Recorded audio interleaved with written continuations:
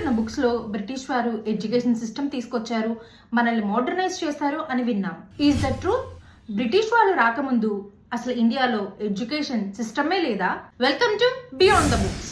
అప్పట్లో ఇండియాలో ప్రతి గ్రామానికి గురుకులాలు ఉండేవి. మ్యాథ్స్, సైన్స్, ఆస్ట్రాలజీలో మన దగ్గర మ్యాసివ్ నాలెడ్జ్ ఉండేవి. ఫర్ ఎగ్జాంపుల్, ఇండియా ప్రపంచానికి ఇచ్చిన అతిపెద్ద గిఫ్ట్ జీరో.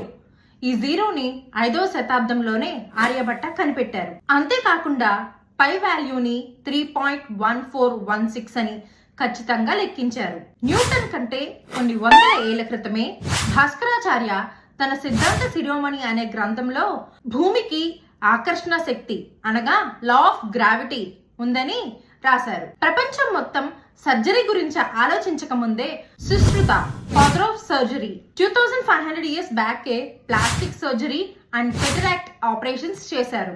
ఆయన దగ్గర 120కి పైగా సర్జికల్ ఇన్స్ట్రుమెంట్స్ ఉండేవి.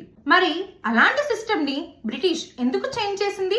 1835లో లార్డ్ మెకాలే ఒక ప్లాన్ చేశారు. ఆయన ఉద్దేశం ఇండియన్స్ ని స్కాలర్స్ గా చేయడం కాదు, తమ దగ్గర తక్కువ సాలరీకే క్లర్క్స్ గా వర్క్ చేయడం కోసం.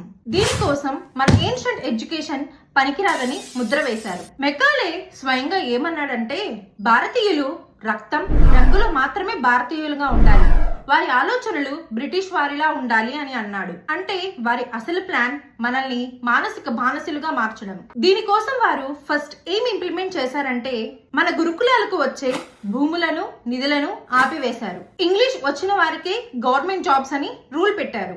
డౌన్వర్డ్ ఫిల్టరేషన్ థియరీని తీసుకొచ్చారు. ధనవంతులకు మాత్రమే విద్యను పరిమితి చేశారు. దీనివల్ల సామాన్య ప్రజలకు చదువు అందలేదు. దీని వలన సమాజంలో చీలిక ఏర్పడింది. అంతేకాకుండా మన మాతృభాషలను అణిచివేసి ఇంగ్లీష్ మాట్లాడితేనే గొప్ప అనే ఇమాజినేషన్ ని క్రియేట్ చేశారు. ఈ రోజు మనం చూస్తున్న బట్టి పద్ధతి, రోట్ లెర్నింగ్, ఆనాడు బ్రిటిష్ వారు ప్రవేశపెట్టినదే. క్రియేటివిటీ కంటే మార్క్స్ కే ఎక్కువ ఇంపార్టెన్స్ ఇచ్చే సిస్టమ్ ఇంకా మనల్ని వెంటాడుతూనే ఉంది. బ్రిటిష్ వాళ్ళు మనల్ని డెవలప్ చేయలేదు, వాళ్ళ దోపిడీకి కావలసిన ఇన్ఫ్రాస్ట్రక్చర్ ని మాత్రమే బిల్డ్ చేసుకున్నారు. రియల్ ఎడ్యుకేషన్ అంటే జాబ్స్ మాత్రమే కాదు, మనలోని థింకింగ్ పవర్ ని, క్రియేటివిటీని పెంచేలా ఉండాలి. ప్రెసెంట్ ఉన్న ఎడ్యుకేషన్ సిస్టమ్ మీద మీకున్న ఒపీనియన్ ని కామెంట్స్ లో చెప్పండి. Subscribe for more informative videos. జై హింద్.